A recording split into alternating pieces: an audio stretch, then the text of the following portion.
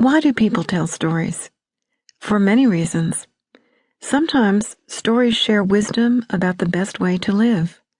Sometimes stories keep the past alive or prepare us for the future. Sometimes stories make us laugh or scare us or make us wonder about what strange things might happen in the world. But always, stories connect us with people, the ones who cared enough to keep the story alive. The stories in this book have been told by Cherokee people, passed down in spoken words from one generation to the next, for hundreds and perhaps thousands of years. They come from a time when all knowledge was passed on in this form, told orally by one person to another, before the Cherokees used writing. They come from long ago, but are still being told today, so I call them living stories. They are also called myths, legends, and folklore. These stories originated in several different ways. Some were once considered sacred and told only to certain people because they explained special knowledge. Those people had to demonstrate that they were worthy of receiving the knowledge before the elders would share it with them.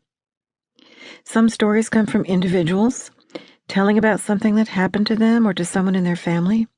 Other stories tell about supernatural experiences with ghosts and little people. And still other stories come from historical events, such as the story of the Trail of Tears.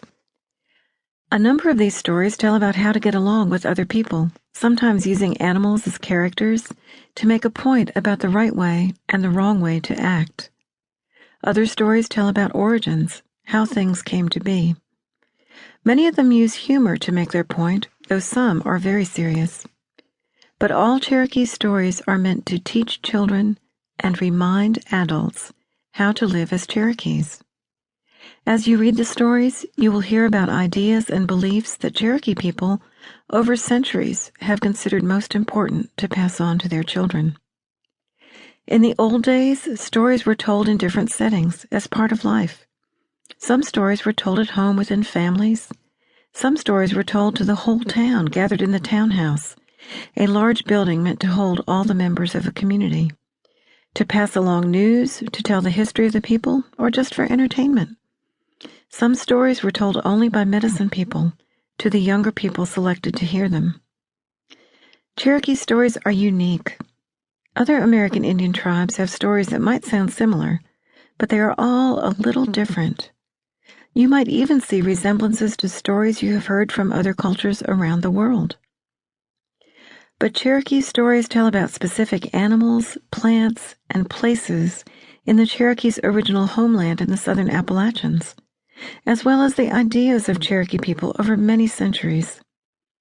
The story's connection to this place and to the people who have told them for generations is what makes them special.